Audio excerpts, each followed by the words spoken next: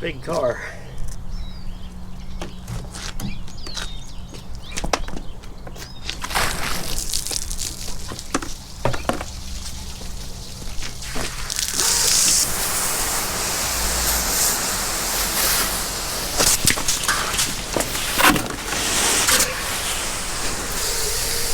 Don't let go of the hose.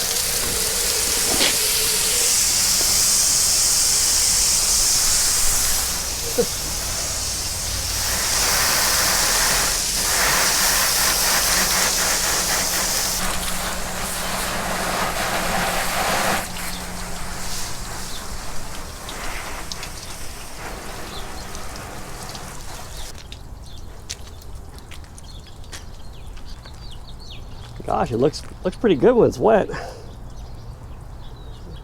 Keep it in Seattle or someplace like that.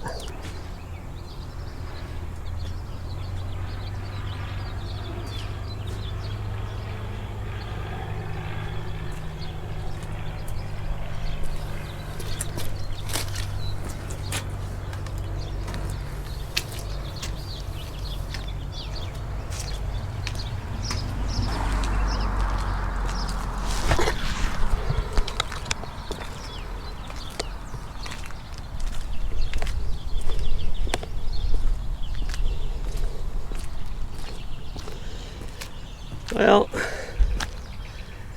it looks good from probably 50 feet away. Certainly good enough for who it's for.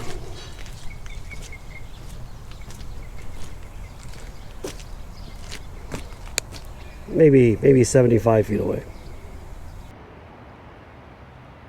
Well, you can wash the old heap, but it's still an old heap. Hey, I can hear you from here, Wait. even though I'm like 2 miles away. Hold on, let me get to the front of the car. This might take a while. Almost there. Oh yeah, here we go. Pretty funny, Elana. The car's not that long. It's a pretty big car. This is our 1969 Dodge Polara coupe, 2-door, very rare. We've had it a long time. More than a month. More than a month. Put a lot of miles on it. This car is like, I would say it's our most reliable car out of everything we've owned. I think this car has given us the least amount of problems. It has never come home on a trailer in the entire time we've owned it. And that's at least 10 years. Yeah, it's been a while. I don't know when. I have no idea how long we've had this car. Well, there's like a whole story to this car. Come on in, we'll walk around it a little bit, and I'll tell you about how many years ago, probably 20 years ago, we were on the way back from Oregon buying a different Polara, a 4-door ex-cop car, ex-CHP car Polara, because that's what these were used for in '69. Not the 2-doors, because the cops weren't that cool, but also, I mean, can you imagine having to like have your criminal wait a like, dude, wait a second, I gotta fold the seat forward so you can get in the back seat. Anyway, cop cars are 4 doors. So we had just bought a CHP car. We were driving home from Oregon with it on a trailer with our buddy Damien, and Damien said, can we make a stop in Fresno? I wanna look at this other Polara that's for sale. And it was this car, and he didn't buy it. But maybe a month or so later, our other friend Ed, who you might know from multiple other videos on this channel, Ed went up and he bought it, and he drove it for years, and we always called it Ed's Polara, and then he was ready to sell it, and Tom bought it, and we still call it Ed's Polara. Yep, funny. Yeah, we've had it at least 10 years. It's probably more than that, and driven it a lot. It was a 383 car when we bought it, and now it's a 440, as almost everything we own is. All right, let's walk around and take a look at the heap. Right there, the heap. Not Elana, obviously. Yeah, do you guys see what I put up with? Rare feature of this car is it has quartering lights. That is a light for making turns, Elana. I think it's kind of funny that a Polara would have that, because that's like a luxury item that a Monaco might have. If you've never driven a car that has cornering lights, the first like few months that we had this car, every time I went to make a turn at night, I would freak myself out thinking there was somebody coming up on the side, because I'm like, why is it lit up right there? And I was like, right, it's just me. It's my own car. Yeah. So the car's a little weather beaten, but that is the original green paint. give you an overview of it. I think this car, the 69s have really cool tail lights. You don't really see too many like that. I think the 69 Polara is one of the best looking of all of the Chrysler C-bodies ever. Like, it looks like a muscle car, only bigger. Yeah, well, it is a Swift Dodge and a Sacramento Army Depot, so the green is kind of an appropriate color, wouldn't you say? It has a big trunk. Like this car is all trunk. Here, I can show them the trunk. I mean, also look at the quarter panel. I don't know if this is the biggest single quarter panel that might belong to like a Lincoln or a Cadillac or something, but it is a very large quarter panel. Yeah. Shall we open the trunk here? It's like the trunk is longer than the hood. This is a proper Mafia spec trunk. That was very graceful, Elana. I mean, you could be in this trunk after pissing off the Mafia, but you'd be pretty comfortable, at least until they give you the cement shoes. Luxurious captive. Yeah, exactly. You could have like a little tea party in here. We briefly considered renting it out as like a tiny home, like on Airbnb. Just set it up. I don't think the reviews are going to be positive.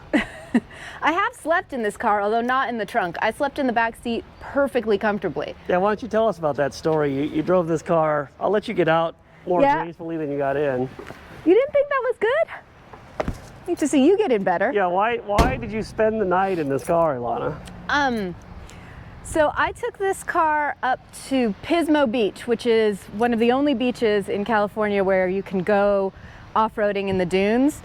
I went up there for a vintage dune buggy meet, and I drove it out onto the sand and stayed in it. There were all these people camping. See, I like the story of the guy in the guard shack advising you on how to drive on the sand. I can't remember what he told me. Ilana's like, she pulls in there and she's like, do you think I'll be all right driving this on the sand? And the dude says, well, it is sand. Oh, that's right. Yeah, he was pretty funny. What I do remember is that the next morning, when I went to get out of there, because I'd spent the night, I slept in the back. In fact, there's still a pillow in there. And the next morning, fired it up, gently moved it out, made the turn, headed back out to the hard-packed sand.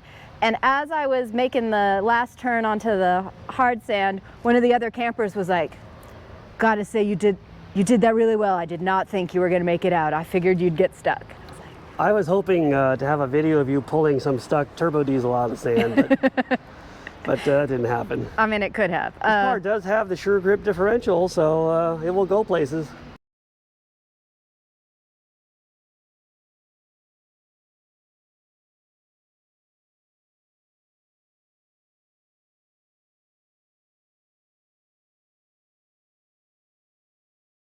Do you want to see the engine? Yeah, let's see the engine. See, Ilana's already forgotten that this is a very old car and there's no inner trunk release. That's true. There's no inner hood release. Tom doesn't know the difference between a trunk and a hood, so we're well matched. It's kind of too short to be a hood, so I thought it was like the trunk. Well matched right here. Okay, here we go. Now everyone can steal the 440. Yeah. Behold the majesty. That is a very old 440 Magnum. I put this in. It's kind of a gift for Elana. It's true. I was actually out of town when the swap happened, and he didn't tell me he was doing it. He came to pick me up from the rental car place where I was dropping off a rental car, and gave me the keys, I was like, all right, drive us home. And I got in, turned the key, and I was like, oh, you put a 440 in. And I could tell he was extremely disappointed that I immediately got it. Like, he didn't think that I would notice that it wasn't a 383 anymore. I mean, it was like clearly different, sounded different, felt much better. Superior engine. I thought it was a funny joke, but it was funny. She ruined the joke immediately. What to say about this? I don't know. It's pretty much stock. It's got a 440 six-pack camshaft in it.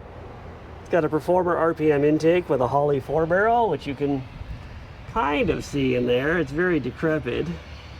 It does have the high-performance Chrysler exhaust manifolds and dual exhaust by TTI. 2.5-inch diameter. We have a 4-row radiator. Has air conditioning that is not currently working. Air conditioning is currently broken, but it did work for a long time. It did work. What else is going on in here? So this car has given us very few problems in the time that we've owned it. Like I said, it's never been on a trailer. It's always limped its way home, even when it's had an issue. The two things that have come up on multiple occasions is we've had a lot of power steering leaks. So Tom has had the fun job of resealing that power steering box before, and we've changed the pump before. And also, this brake booster, you'll see how nice and shiny it is, how very clean. Yeah, brake boosters are a problem now because the rubber diaphragm leaks, and on the old ones, and then you get them rebuilt and they're not any good. So I've had like 3 or 4 in there, and that one is a reproduction of an older one. And it's working okay. The pedal feel is not quite as good as the original one, but it's working. We'll see how long it lasts. On the plus side, if you need a brake booster changed in a Polara, I've gotten very quick at this.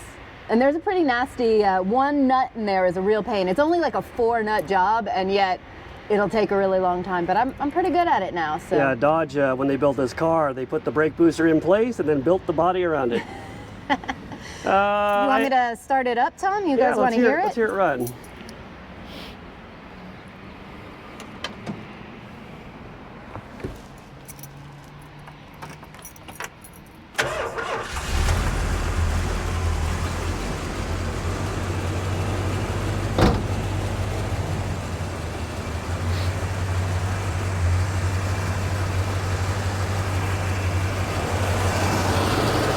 Everybody's probably going to want to hear the exhaust.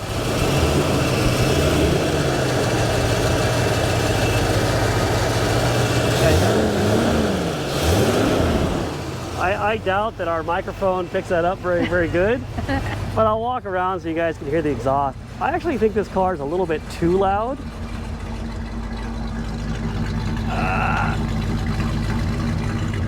It sounds very old-fashioned.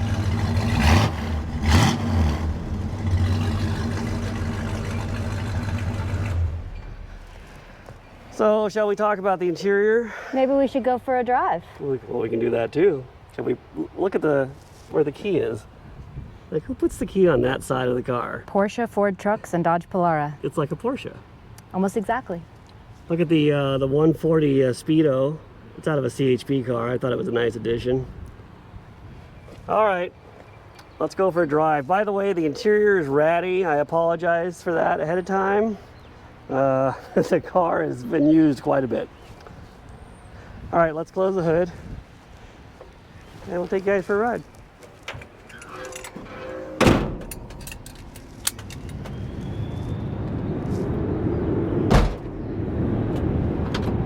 Sounds like an airplane taking off somewhere. Here's the view over the hood.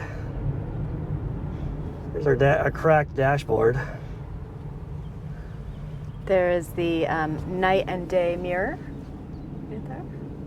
Very high tech. We've got the original AM radio, got an FM converter. I listened to some sweet tunes back when I used this as a commuter until my AM radio stopped working. What about the color keyed cup holder? Yeah, these things are the best. Ed is actually the one who turned me on to them. I'd never seen them before, and he used to pull them out of like motorhomes and trucks and stuff at the junkyard because it would like $2 or something. Mm-hmm. And you've already seen the dash, but now you can see it from the driver's seat. Has one of the biggest brake pedals in any car that I've ever had. So that is an authoritative brake pedal. I think I could fit a third foot there, yeah. And also a very, very large and spacious back seat, good for sleeping in. These kind of captain's chairs, split bench, are not original to this car. We put those in. And the headliner is gone. Yeah. Also no longer original. And I think Bird or somebody has gotten in here and tore up the seats. I think that's just the sun, you know. It's California's not good on sheet metal, hard on interiors. So one of the reasons that we ended up getting the split bench for this car is, I don't know if you can see the difference in seating position between me and Tom, but back when we had a solid bench, if I was driving this car, whoever was in the passenger seat was like knees up against the dash. Yeah, we really didn't cover that, but this car originally had a bench seat. Let me do my ace camera work here. This car originally had a bench seat, and if the driver was of shorter stature, you know, there wasn't. It was pretty cramped for somebody tall on the other side. So I don't remember the guy's name, but somebody contacted us because they had parted out a Polara 500 and it had these factory bucket seats. And they gave them to us and we put them in. And they've been working great. It was a good gift. All right, let's take this thing for a drive. It has wind-up windows. Another, you know, if this was a Monaco, it would have power windows potentially. I do like the door panel emblems, Polara. All right, Elana, let's hit it.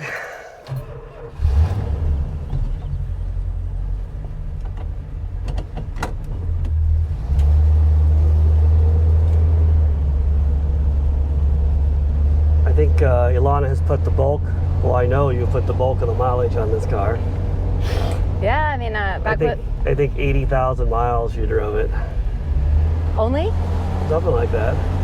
It has 190 on it now, so 80. I think I drove it 180. What's your driving impression? Well, I'm a big fan of the one finger steering.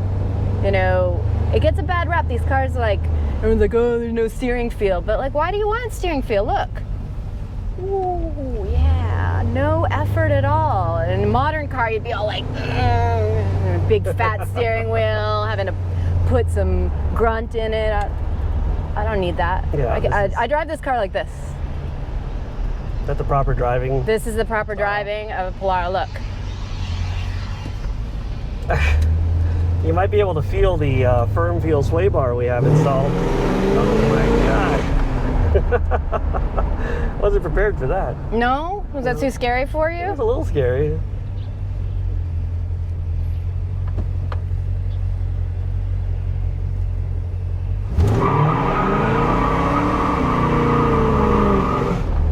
How about that? Was that okay? It will spin the tires and upshift the second.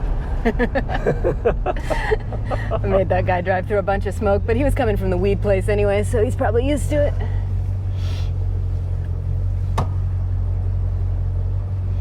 It smells like burnt rubber now. Yeah. I don't know if that's coming across on the YouTube. I'm sure they can smell it. So, I always forget how nice this car is to drive. You know, you look at it, you're like, it's huge, it's heavy, like, it's gotta be just, I don't know, kind of a beast and kind of weigh you down, but it doesn't feel big behind the wheel. I mean, I guess when you're trying to parallel park it, it does a little bit, but like, it's got these nice hard edges, so you can see every corner of it. I know exactly how big it is, and it feels much lighter and easier. And also there's so much space. You know, you drive this car with somebody else a lot, you get used to it, and then you get into a modern car and you're like, why are we so close together? Tom and I were just driving the Opel. He said it was too close. He needed his space. Yep. I like the way the hood looks from inside this car. Yeah, like I said, it looks like a muscle car. Like if you've ever driven a Coronet or a Roadrunner of this same era, it's basically the same view, but bigger.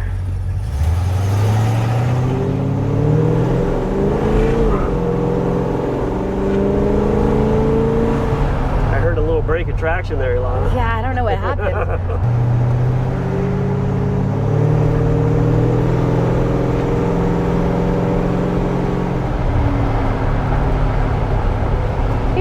Surprised that this car is as quick as it is, but you know, I mean, it's a 440, and even though it looks really big, it's actually not that heavy by modern car standards. We weighed it once. What was it, Tom? 41? About 4,200 pounds. Yeah. So actually, it weighs less than a Hellcat. I have drag raced this car before, you know. That's true. We were out in Arizona for Freiburger's duct tape drags a couple years ago. Yeah, I drag raced it at Tucson Dragway. It went 1440 at 99 miles an hour. You couldn't get 100 out of it? I tried, but I wanted to say it runs high 13s, but Elana says you cannot say that because you did not run high 13s. Well, I ran 1440s at a high elevation racetrack on a hot day. I think if I went to a sea level racetrack, I would run 1380. So this is a high 13-second car, possibly. We deal in facts only. Yeah, Elana's a very tough critic.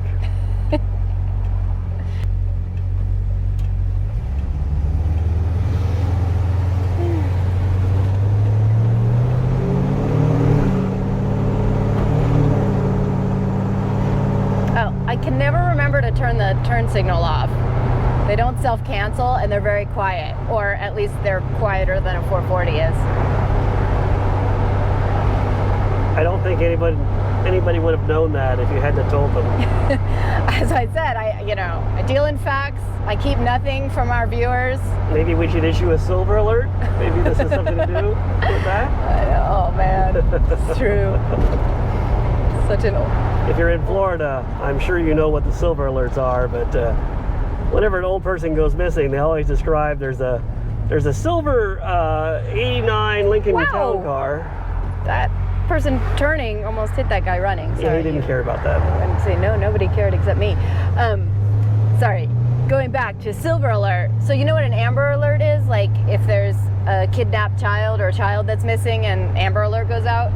In places that have like a high concentration of elderly residents, they have silver alerts, which is if an older person has wandered off and needs to be found for their own health and safety.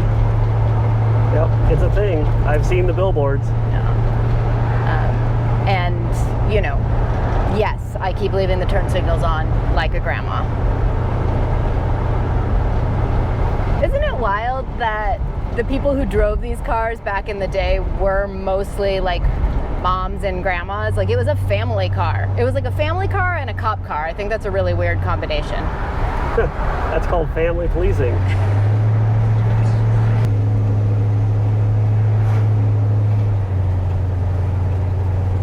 Turn signals on, Elana.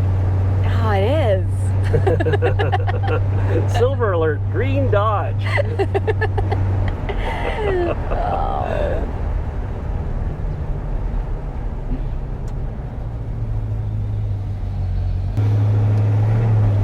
Well, we haven't done a burnout yet, Elana. I mean, I think technically we have done a couple of burnouts already, but we could maybe do another. One would be good. We'll see if You gonna scare these poor people? Got one in me.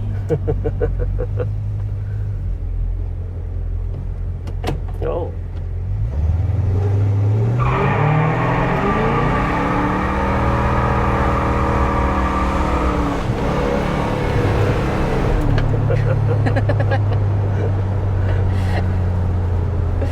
And I should probably go get some gas. Yeah.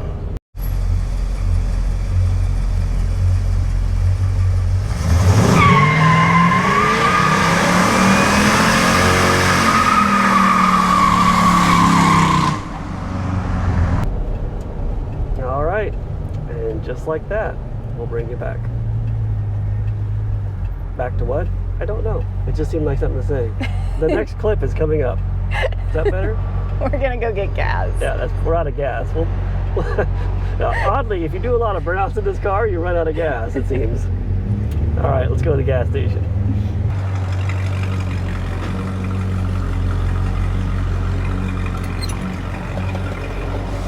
One might think that this is the appropriate place to stop in order to put gas in, but I'm afraid it's not. Yeah, you need to pull up more. Right there. See, the gas hoses are not quite long enough for these old cars, and the filler's right there.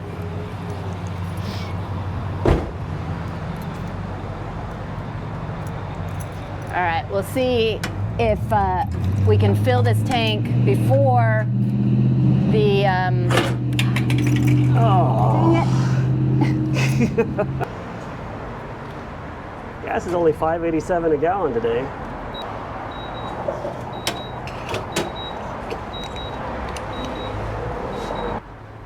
Begin fueling. Let's go with 91.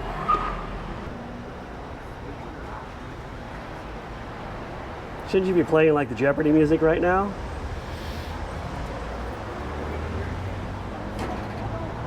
Ten minutes later, Elana is still putting gas in the car. Leg is cramping. Let's see how much we got now. So, let's see. 21 gallons so far. That's all it's gonna give me. Oh, it cuts off at 125? It's not even full. Not enough credit. So there you have it. You can't even fill the car up. I think it holds 24 gallons, so we had a ways to go. It wasn't like 100% empty. All right. We have a full tank of gas, half a pack of cigarettes, and it's 106 miles to Chicago. You're supposed to say hit it, or they say hit it or something, right? Do they? Yeah. Hit it.